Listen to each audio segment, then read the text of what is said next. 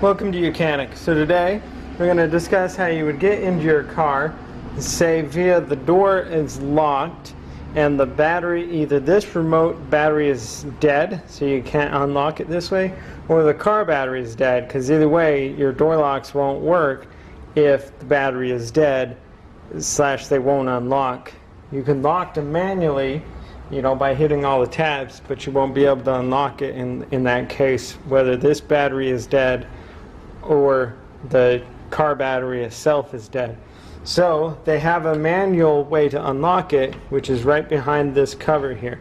So you're going to take your key and you're going to put it up. There's a little indent down here. You're going to put it up in there and just pop that top off.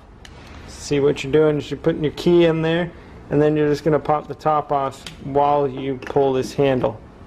Okay? Then you would put your key in and twist it to hit the unlock, either one, right? And then your door will unlock.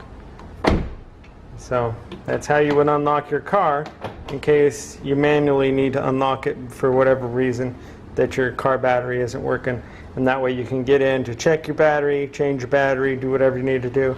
And if it's just this that needs to be replaced, well, you can just go ahead and replace this battery. And there is a video how to do that.